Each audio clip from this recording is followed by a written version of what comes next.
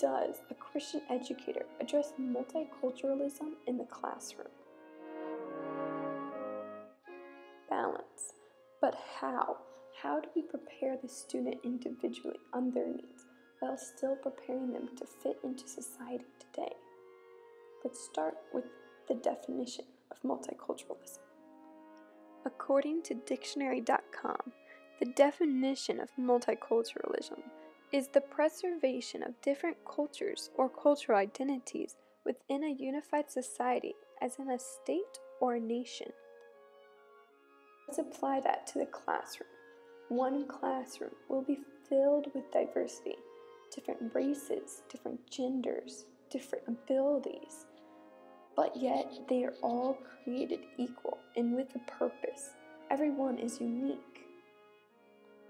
Dr. Salter says multiculturalism is, or should be, an awareness that other cultures do exist and have a right to exist, and do not have to conform to ours to be acceptable. It goes on to say that Americans suffer from extreme cultural myopia. We think that our way of life is the best, that the whole world should copy our political system, that our habits and customs are far superior to all others, and that everybody should learn English so that he can communicate with us. However, not everyone holds the belief that all cultures in America don't have to conform to ours. Some believe that everyone should just jump on the bandwagon of American culturalism, and somehow that this will make everyone the same. Banks and Banks propose an educational system that is student-focused through an equity pedagogy, in which teachers assume that all students can learn the same. Banks further instructs that all teachers must incorporate traditional tests and letter grades. These assessments are based on the assumption that all students can learn the same, provided they have the opportunities to, and that these assessments will prove their actual performance and knowledge. However, this is not reality. It's trying to squeeze and mold them into something they are not. The fact is, not every student can learn the same, nor test the same, because we are not the same. We are different.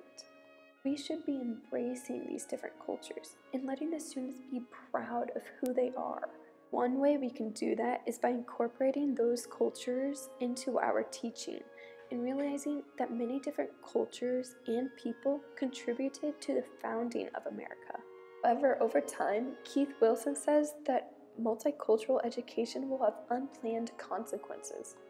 For instance, he says that it rejects the historic American goals of assimilation and integration of ethnic cultures into a majority culture. But that is not the case. America is a whole, made up of many ethnical groups that weave themselves together to form American culture and make it what it is. For many, America is a new start, a refuge, and they embrace it.